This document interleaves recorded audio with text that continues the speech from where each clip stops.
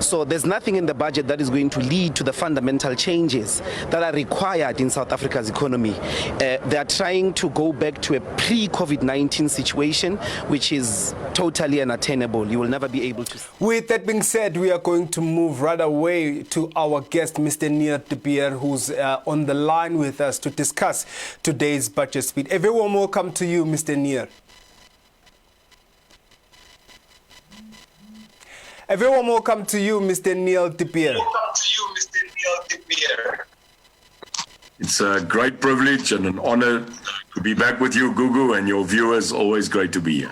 Thank you so much for joining us. Let's take a look at today's budget speech that was delivered by the Finance Minister, Minister Tito Mboweni. What's your sentiments with this, considering that our country at this point is under difficult circumstances economically because of the pandemic? I want to make it very clear in my pre-update speech today on social media that in no way does the UIM, myself, and the normal citizen of this country believe for 1 minute that COVID was the due collapse of the economy of this country.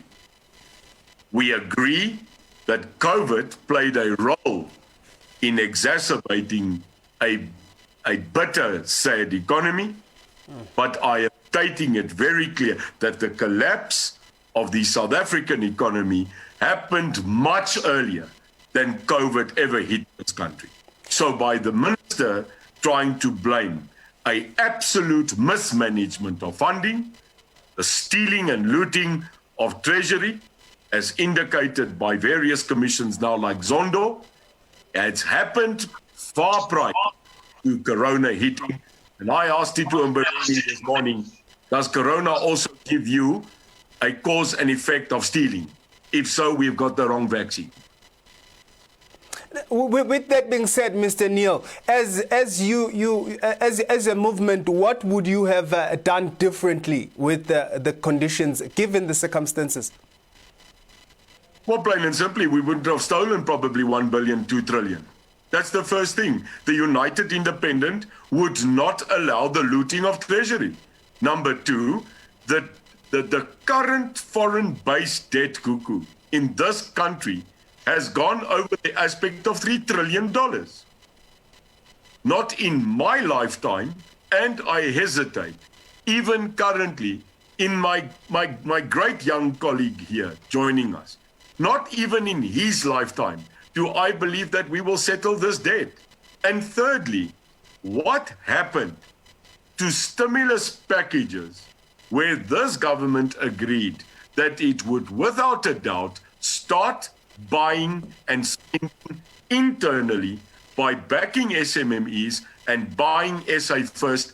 That would have changed dramatically the economy of this country. Now, looking at one of the propositions that were made by the finance minister, and that the taxes would be kept at a minimal. What's your take on the income tax being kept at a minimal? I think the reprieve currently of income tax, he didn't have a choice, because if you look at it in the state, yes, out of 40, 50 million people, how many people in actual fact pay income tax? Surprised currently, and I don't have the stats, but I will be surprised if 10% of this country pays income tax. So our means he didn't give us a benefit at all by saying he won't touch income tax. I'll tell you why. In the Afrikaans word, the government of this country is making the citizen gatvol. In any way, because we are currently just charging people who are paying tax, and we are not wanting to pay tax anymore. There's coming a tax revolt in this country, and I'm telling you now, if that happens, we are even in a bigger crisis than what we are right now. Let me come to you, Mr. Chidi M. Thank you so much for joining us as well tonight. What's your take on today's budget speech that was delivered by the Minister of Finance, Minister Tito Mboweni? Thank you very much. Greetings to your guests and your viewers on Galaxy Universal Network. Firstly, as the African Students Union, our statement on the budget speech by the Minister of Finance, Tito Mboweni, is that it's very clear that he is in no way working to appease the grievances of the South African people. this budget speech was speaking more to the neoliberal investors and the hegemonic dynasty of white monopoly capital who still control the economy and control the space where Black people are supposed to work. The budget speech was in no way transformational and in no way sought to ensure that Black people are prioritized and the marginalized are given a chance to breathe following the disastrous effects of the COVID lockdowns and COVID management. In your own view, sorry to interject, in your own view, what could have been done differently? Fundamentally, when it comes to finance of the country, the entire neoliberal banking system that we have, the entire neoliberal fiscal policy needs to change. Firstly, as the African Students' Union, we're calling for the nationalization of the Reserve Bank and the nationalization of our money supply. Firstly, the economy cannot be built around the creation that banks make money. That is firstly where we're entirely wrong. The structure of the economy does not even allow for economic growth because the Minister of Finance is not investing or is not prioritizing the creation of South African value chains. Investment in this country is at an all-time low. He's not providing us with any confidence at all. Instead, he's telling us the same old story that we're on the right fiscal path. Our debt today is larger than what it was last year, 3.5 trillion rand. In the last 35 years since apartheid, a chunk of that money was stolen during apartheid. The government has failed to find the people who have created this debt for this country and failed to hold them to account. That is the problem we are facing in this country. The problem with debt, the problem with the budget is not a matter of fiscal stretch and fiscal adaptation, but the problem is the government is pursuing a neoliberalist agenda in a society that is based on extraction of resources. In developmental states, in developing countries, the global hegemonic system does not allow developing countries to grow. That is the fiscal approach that is being taken by Tito Mboweni. In no way will any budget speech liberate or transform the South African people unless we change the structural nature of the economy and of the government. Thank you. Mr. De Beer, let me come to you. Mr. Tito Mboweni today presented a budget for the justice, the judicial system and the justice system. And in his justification, he said that this will help to make sure that the law enforcement will continue to fight corruption. Do you believe that putting enough money or putting money to the judiciary system and the justice system will help to fight corruption?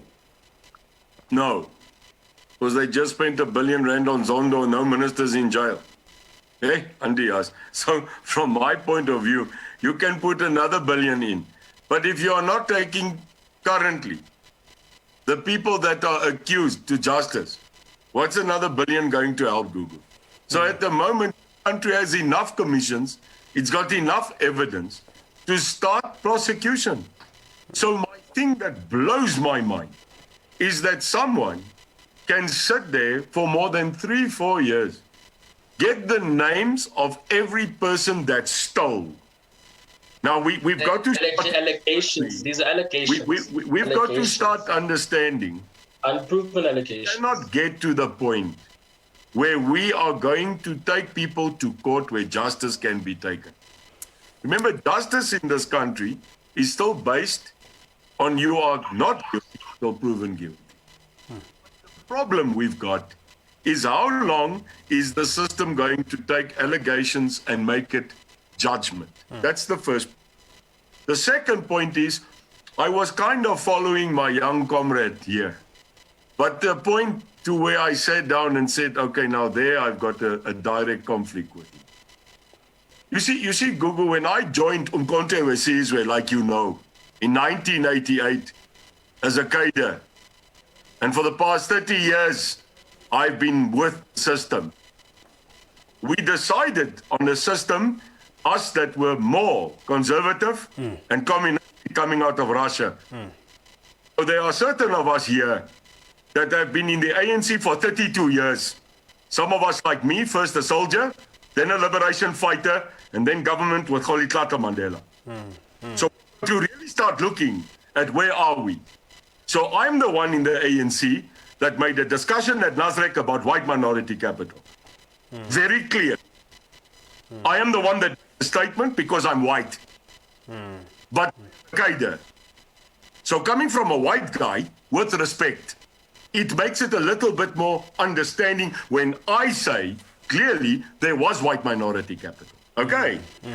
The guy that identified that as being true. But what has happened, Gugu, since we've decided that there's an imbalance in this country, myself, as a struggle veteran, is to say that we need to rectify this. Now, I'm sorry. I've run 49 businesses, and I have one of the biggest investment companies in Africa overseas.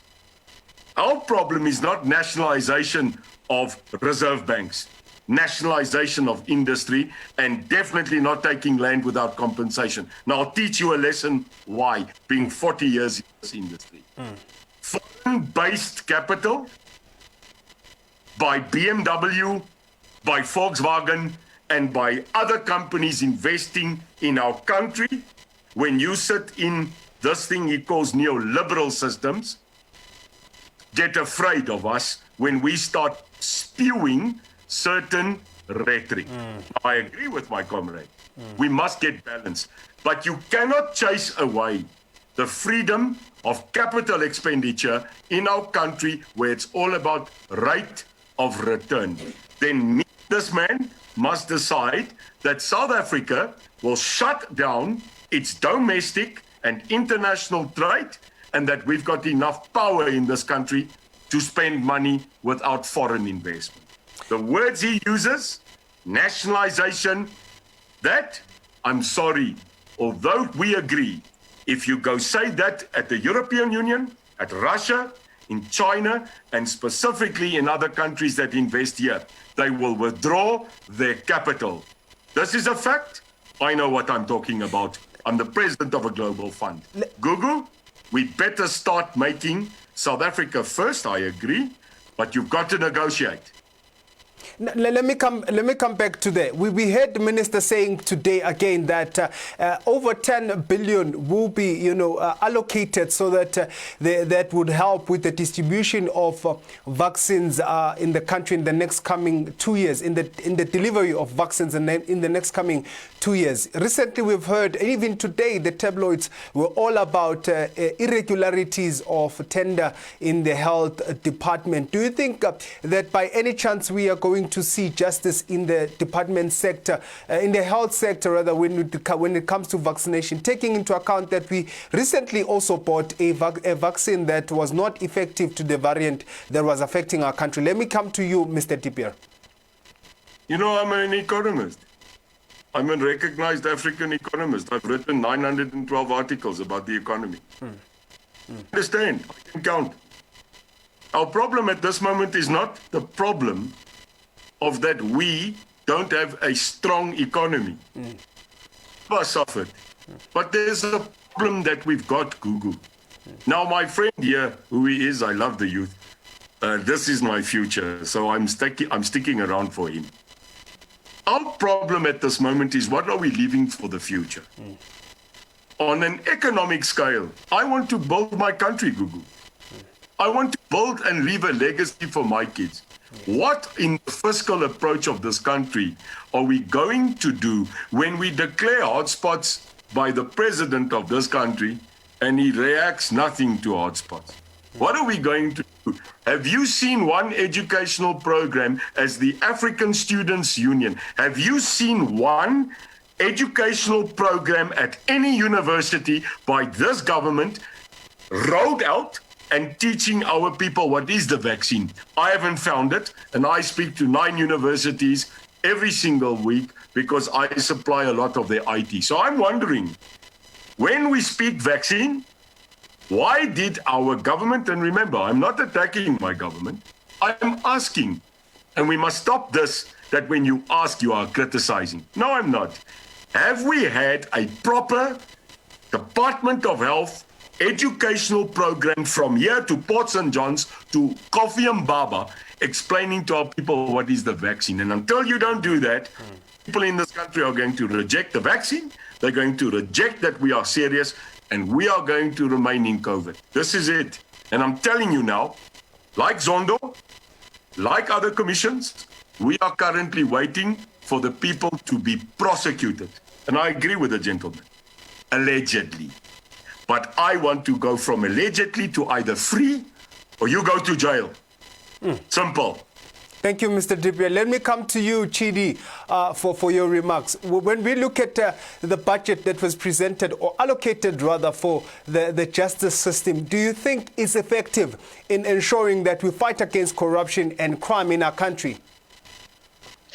Before we continue, I think we need to understand, and before I respond to the gentleman, the former cadre of the ANC says, before we respond, I'd like us to understand something about the Zondo Commission. The Zondo Commission of Inquiry was not established to investigate state capture. State capture is not a legal concept. It does not exist. State cannot be captured if all three arms of the state are not captured by any foreign force. South Africa has always been captured. From the beginning of the inception of the Union of South Africa to the day Jan van Riebeeck landed in Southern Africa, South Africa has been captured. That's not a question. The Zondo Commission was established as a political tool to remove Jacob Zuma as president of South Africa. This was the tool that was used this was tested when the Fees Must Fall movement started, over to the Zuma Must Fall movement, where 1 billion rand was invested by white monopoly capital to remove Jacob Zuma. The Zondo Commission is nothing but an ANC factional battle, which is funded by the Ruperts and by the white hegemonic dynasty in this country to ensure that it removes people it views as being radical and as being transformative. Now, responding to the statement that he's a member Mr. of the Chidi, sorry ANC. to interject. I think that would be a discussion for another day. We're going to sit and have a discussion around the Zondo Commission, which is it's a very interesting that. But then that's the reality. The reality is that investing in the Zondo Commission is nothing but extending the factional battles within the ANC. So then I don't understand how it does not Sorry, relate to Gugu, the topic anything at else hand. about the budget speech? Because we have. Yeah. Remember, you led the conversation to the Justice Department to Sorry, talk Gugu. about the Zondo and allegations. Now the reality is those allegations. Mr. Chidi, can I interject? Let's stick to the question that was asked on the floor. What's your take with regards to the budget that was presented by the finance minister, the budget to make sure that we fight against corruption? Do you think the budget is sufficient? Do you think that it is a viable option to use money to fight against corruption, whereas we need principles, we need policies that will ensure that we fight against corruption? But then that is exactly the point. You can't put money to fight money being stolen. Effectively, you're fueling the theft of money. So then the government is just not serious about finding the source of corruption. In fact, the suggestion that the government is funding the judiciary is plain and simple a lie. Because the government, in fact, reduced funding from the Public Protector's Office when it was investigating corruption within government. So then if we're talking about funding, we should see results. We have not seen results of investigations into corruption. Corruption has been existent in South Africa for as long as time immemorial. So funding the judiciary to investigate corruption is fueling corruption, in fact. That is the reality. We should be having policies that ensure that we should have a government that is ready to arrest the corrupt, that is ready to put the corrupt on trial with valid evidence, proven evidence, not allegations, not hearsay, not 600 million that flows somewhere in a suitcase and disappears. Because the reality is, if we're looking at corruption from the point of view of the speaker, we're going to be taking $70 statement of 600 million rand, which has been taken as being nonsense and a lie, and you want to investigate that. That's not an investigation. That is the beginning of corruption. Investigating nothing and spending money on that is corruption. Let's look at some of the budget that was allocated again to the social grants. Do you think that this will mitigate the situation that we are facing in our country, considering that a lot of people have lost their jobs and some households are depending on these social grants? Do you think that perhaps this is helpful in any way? Unless the social grant is able to ensure that every citizen can buy the national food basket or how much it costs. The food basket in the country costs about 4,500 rand. That is above the minimum wage. It is above any social grant there is. There is no basic grant in the country that allows for a citizen or for any poor person to adequately feed themselves. They adequately survive by electricity, water, and the daily necessities they need. So any income or increase that does not suffice that does not help the people. It puts them more in poverty and more in subjection. That is a reality of the fact that we're facing as a country. Unless you are able to ensure that people are fed, that there is nutritional system, that there's sanitation, that there's electricity and housing, that does a minimal increase in the current ground do. Someone does not have a roof over their head, does not have electricity, and still cannot buy the necessary items he needs to survive. Let me come to you, Mr. Neer Tipier. Thank you so much, Mr. Chidi, for those remarks. Mr. Tipier, on your last remarks, we saw again today there was an increase of taxes in the alcohol and cigarettes. Do you think that perhaps this will help us in the next coming financial year to recover some funds? You know, Gugu, they call it syntax. I mean, if you are looking at the steady increase every single budget speech, which I've now attended over 25 years, I've been there since day one in Parliament. I've seen every budget speech being repeated from Trevor Manuel right through. The point is syntax, cigarettes and alcohol will always be boosted. Here's the problem that we've got. And I will now, subject myself to my learned friend at the bottom's years of fiscal experience and global economy. But here's the fact. SA Brewery cut jobs. We are going into, I've now understood from the IMF, I have now been told that this world, listen to this, is going to go into another economic meltdown in June. They're projecting another fiscal crash globally. Now the question is, as now a leader of a political movement that has decided to stand up and make sure that we address the critical issues. I'm saying, currently the budget is taxing cigarettes, it's taxing. We've got to, and I now will say to you, the students and our future is to me more important actually than anything of who I was in the past. My era, we are over. My time is coming at an end. It's about this gentleman. I care about him. What is he going to inherit from people like me that took decisions on behalf of him? And I'll tell him now, we made mistakes. I'm trying to sit here as a person and say, okay, I work with a lot of youth. What do we do? How do I get Wi-Fi, internet into the informal settlements?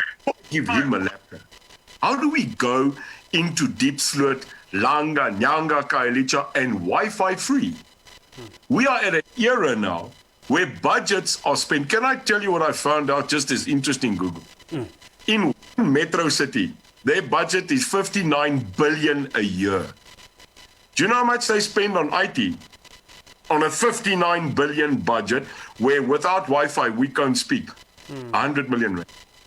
What is the problem with us understanding that we can light up our people and give them freedom in the mind? And we don't get more small, medium businesses funded, more entrepreneurs funded. We will always be taxing other people to death, and the people that are on the ground are not going to survive. That's the reality. Wow. Mr. Tipier, thank you so much for those sentiments. Mr. Chidi, let me come to you in the next 1 minute as we are closing. What are your last remarks with regards to today's speech? Fundamentally, again, as I say, the Minister of Finance was not speaking to the South African people, or was not speaking to their needs. The budget speech did not cater for the people and does not help us in any way. In fact, we've just learned as a country that we are officially heading on a downward spiral, and there's absolutely nothing the government is ensuring to save us right now. So what we need right now, effectively, is the youth to take up a stance and to ensure that this country is led forward away from the mistakes that were made by the elders 35 years ago and at CODESA, and ensure that effective policies are in place to ensure that the country develops. We are ready and capable to lead, and the government should prioritize that. That should be what should be taking place right now. We cannot have pensioners setting up policies in the 21st century. That does not exist. 21st century should be led by the youth, should be led by students, and that is what we want from the government. Wow, thank you, gentlemen, for joining me this evening. This was a very interesting conversation, and I believe that we will have more time to really look into these issues that are affecting our country, because I believe that the more we talk about them, the more we will find a solution. Gentlemen, thank you so much for joining me. Thank you very much, sir. Thank you very much, Gugu. Looking forward to the next one.